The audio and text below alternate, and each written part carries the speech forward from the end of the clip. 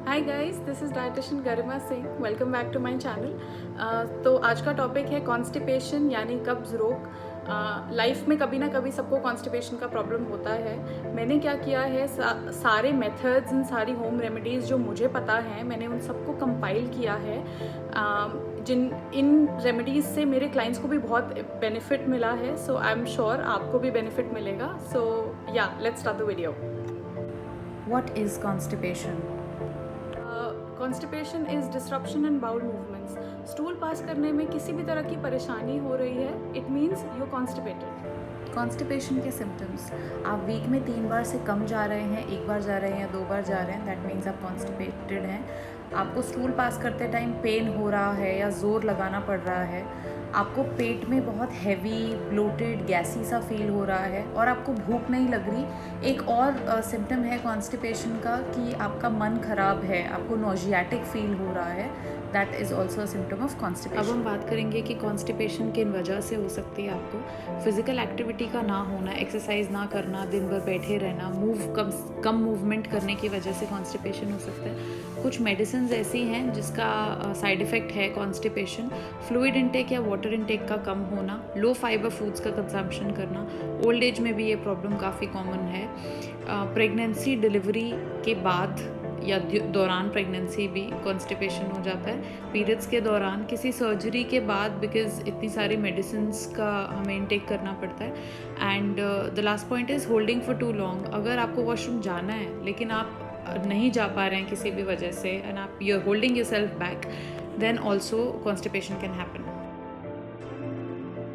कुछ ऐसे फूड्स हैं जिनकी वजह से कॉन्स्टिपेशन का प्रॉब्लम हो सकता है, जैसे कम फाइबर वाला खाना खाना, ग्लूटेन इंटॉलरेंस। ग्लूटेन एक ऐसा प्रोटीन है जो गेहूं के आटे में पाया जाता है। वो हमारी कुछ लोगों की बॉडी उसको डाइजेस्ट नहीं कर पाती। वैसे ही मिल्क प्रोटीन एलर्जी, जो डेयरी से हम दूध लेते हैं उसमें लैक्टोस है, सबकी बॉडी लैक्टोस को प्रोसेस नहीं कर सकती। कच्चा केला या नॉन वेजिटेरियन फूड्स खाना, डीप फ्राइड या प्रोसेस्ड फूड्स खाना, ज़्यादा चीनी, चॉकलेट, शुगरी स्टफ़, कैंडीज़ को कंज्यूम करने की वजह से भी कॉन्स्टिपेशन का प्रॉब्लम हो सकता है। आयरन कैल्शियम के सप्लीमेंट्स से कॉन्स्टिपेशन की प्रॉब्लम हो सकती है। एंटासिड्स यूजुअली हम परवाह नहीं करते हैं, सोचते हैं एक टैबलेट ही तो है, फटाफट से खा लेंगे empty stomach, but what you are not understanding is कि एसिडिटी एक सिम्टम है किसी और अंडरलाइंग डिज़ीज़ का। सो आपको ये ढूंढने की कोशिश करनी है कि आपको प्रॉब्लम क्या है एक्चुअली, जिसकी वजह से आपको एसिडिटी हो रही है। Another is urinary tract infection की जो मेडिसिन हैं उनसे भी कॉन्स्टिपेशन हो जाता है। हाई बीपी, डायबिटीज़, थायराइड या डिप्रेशन की टैबलेट्स से भी ये प्रॉब्लम हो सकता है। As a complication to constipation piles का प्रॉब्लम हो सकता है, फिशर्स हो सकता है, फिस्ट्यूला डेवलप हो सकता है, इंटेस्टाइन्स ब्लॉक भी हो सकती हैं। आप ये सब जो remedies I will tell you ये फॉलो करेंगे, उसके बाद भी अगर आपको रिलीफ नहीं है तो कुछ ब्लड वर्क हम रेकमेंड करते हैं, which is written in front of you. So now we'll go on to the main part, जो कि होम रेमेडीज़ है। मैंने बहुत सारी रेमेडीज़ कंपाइल की हैं एंड आई एम श्योर इसमें से कोई ना कोई तो आपको ज़रूर बेनिफिट देगी। सो द फर्स्ट रेमेडी, ज़्यादा से ज़्यादा फाइबर खाने की कोशिश करनी है। Fibrous foods include chia seeds, oatmeal, flax seeds, green leafy vegetables, सारी दालें, लेग्यूम्स, नट्स, ये सब बहुत अच्छे सोर्सेज ऑफ फाइबर हैं। एक और बहुत अच्छा सोर्स ऑफ फाइबर है coconut. So make sure these are a part of your everyday life. Next is black raisins और अफ़गानी रेजिन्स। आपको एक रात पहले 10 ब्लैक रेजिन्स लेने हैं, उनको पहले अच्छे से वॉश करना है एंड फिर थोड़े से पानी में उनको भिगाना है। सुबह उठ के पानी पी के देन आपको ये 10 रेजिन्स खाने हैं। अगर बहुत ज़्यादा कॉन्स्टिपेशन है तो डिनर से पहले भी एक बार ले सकते हैं। एवरी डे ब्रेकफास्ट और लंच के बीच का जो टाइम है, जो कि मिड मॉर्निंग होता है, उस दौरान एक छोटा मैंगो ज़रूर कंज्यूम कीजिए। इस वेजिटेबल को बॉटल गार्ड, घिया या लौकी कुछ भी बुला सकते हैं। मेक श्योर ये आपकी डाइट में हर रोज़ हो, in form of either juice या सूप या सब्ज़ी, या फिर आप इसको रोटी में भी गूंद के डाल सकते हैं। आप अनार का जूस ले सकते हैं, लेकिन ध्यान रखिए बहुत ज़्यादा क्वांटिटी में नहीं। 60 to 90 ml is the right quantity for taking it. Make sure mid morning के टाइम पे इसको आप कंज्यूम करें। नेक्स्ट इज़ आवर ट्रेडिशनल मूंग दाल पालक। इट इज़ प्रेफरेबल कि आप इसको रात में डिनर के टाइम लें। इसमें 1 से 2 चम्मच घी डाल के ले सकते हैं and it will be really easy the next morning. Next remedy is ghee and गुड़, दैट इज़ जैगरी।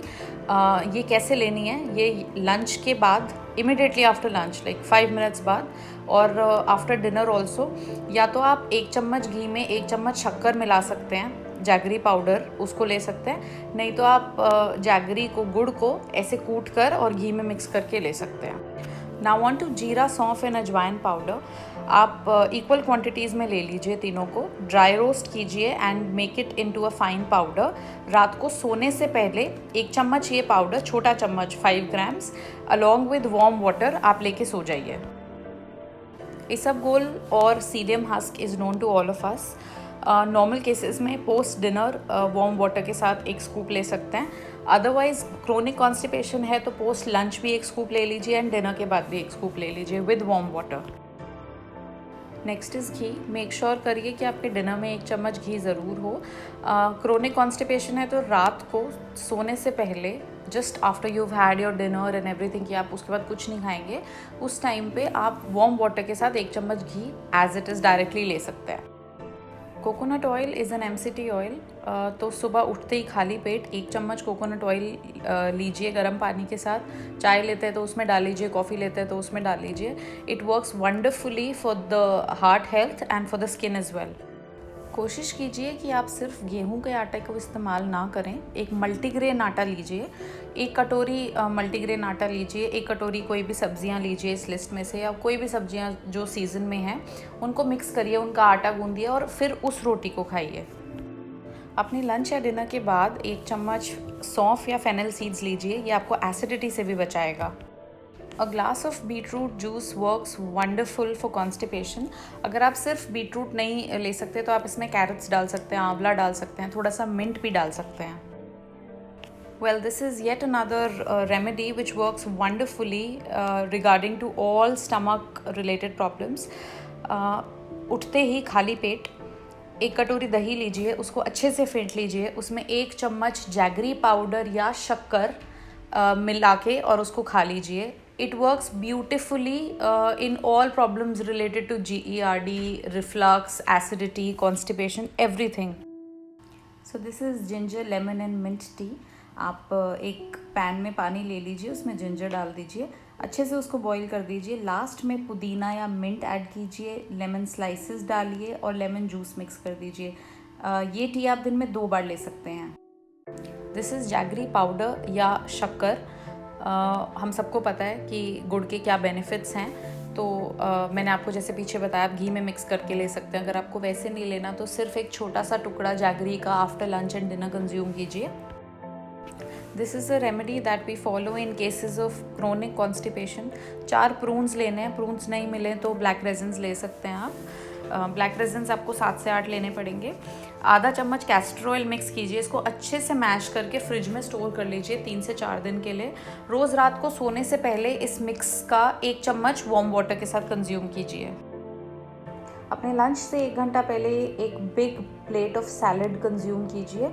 ट्राई कीजिए कि फ्रूट्स का पील ना उतारें अनलेस इट्स बनाना और अदर फ्रूट्स जिनका पील उतारना नेसेसरी होता है। Eat the fibre that they contain. Have your soups without straining them. उन्हें छानने से उनका फाइबर लूज हो जाता है। हर रोज़ कोशिश कीजिए कि 5 सर्विंग्स ऑफ वेजिटेबल्स और एटलीस्ट 2 सर्विंग्स ऑफ फ्रूट आप कंज्यूम करें। हम में से बहुत लोगों की आदत होती है कि हम खाने के साथ ही सैलड खाते हैं, बट ध्यान रखिए कि कुक्ड और रॉ फूड अलग खाना चाहिए। आप अपने सैलड्स लंच या डिनर से 1 घंटा पहले खा लीजिए, because her food digest different speed पे होता है हमारे स्टमक में। तो अगर आप दोनों एक साथ खाते हैं तो डाइजेशन थोड़ी सी हैम्पर हो जाती है।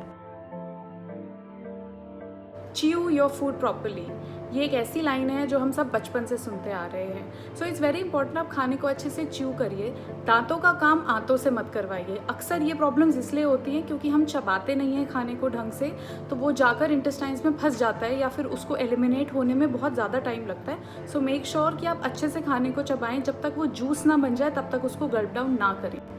Another very important point is कि जब आप सुबह उठते हैं तो अक्सर लोग क्या करते हैं, बेड से उठ के अपने लिविंग रूम में बैठ जाते हैं, सोफे पे या चेयर पे. So have to make sure, unless आपको वॉशरूम ना जाना हो, आप बेड से उठ के at least 15 minute you will be on your feet. चाहे घर में टहल लीजिए या ऐसे घूम लीजिए या सिर्फ खड़े रहिए. तो 15 मिनट उठने के बाद आपको दोबारा बैठना नहीं है. अनदर रेमेडी इज़ कि नहाने के बाद या फिर सोने से पहले अपनी नाभि में आप थोड़ा सा ऑयल लगाइए. कोकोनट ऑयल ले सकते हैं, मस्टर्ड ऑयल ले सकते हैं, olive oil, which ever you want. Another remedy is using a hot टाल. आप एक टाल ले लीजिए, उसे गर्म पानी में डिप कीजिए, उसे अच्छे से निचोड़ लीजिए एंड अपने स्टमक पे उसको रखिए 5 से 7 बार for good results. Whenever you go to the washroom, follow the posture as given in the image. So now we come to the most important part, that is water. हमें पता है कि दिन में 10 से 12 ग्लास पानी ज़रूर पीना चाहिए, एक्सेप्ट फॉर पीपल जिन्हें कोई किडनी का प्रॉब्लम है या हार्ट डिजीज़ है और डॉक्टर ने एडवाइस किया है पानी कम पीने को. अदरवाइज़ सब लोग पी सकते हैं. आपको बहुत क्रोनिक कॉन्स्टिपेशन है तो आप खाने के दौरान छोटे छोटे गर्म पानी के सिप्स ले सकते हैं. अदरवाइज़ खाने से आधा घंटा पहले पानी पीजिए या फिर 40 मिनट्स बाद पीजिए. That is another rule. अब I will tell you the spiritual aspect of water. पानी की एक अपनी मेमोरी होती है, जहाँ से वो ट्रैवल करके आता है, हम तक पहुँचता है, तो it has a memory of its own. तो पहले ज़माने में क्या करते थे, रात को घड़े भर लिया करते और अगले दिन उस पानी को पीते थे. तो आपको भी यही करना चाहिए. डायरेक्टली टैप से पानी मत पीजिए, डायरेक्टली आरओ से मत कीजिए. Store that water somewhere. मटके में स्टोर कर सकते हैं, मिट्टी के या फिर पीतल के किसी वेसल में स्टोर कर सकते हैं, कांच की बॉटल्स में भी स्टोर कर सकते हैं. पानी को स्टोर करके रखिए. Let it absorb the energy of your house and then drink it. That's when it's perfect for drinking. Another important point that I want to tell you is कि आप कभी खड़े होकर पानी मत पीजिए. मैं घुटनों की बात नहीं कर रही अभी, मैं आपको ये बताने की कोशिश कर रही हूँ कि पानी हमारे स्टमक की लाइनिंग्स में एब्जॉर्ब होता है. तो जब आप खड़े होकर पानी पीते हैं तो because of the effect of gravity पानी पेट में जाता ज़रूर है, लेकिन वो फटाफट से स्मॉल इंटेस्टाइन में चला जाता है. पेट को 5 मिनट चाहिए उस पानी को एब्जॉर्ब करने के लिए. So give it that time. बैठिए, पानी पीजिए. Be grateful for the water that has been provided to you, and that's how it will really start showing its magic on you. Stop thinking and start doing. Guys, that's all about constipation. Thank you for watching the video and take care of yourself.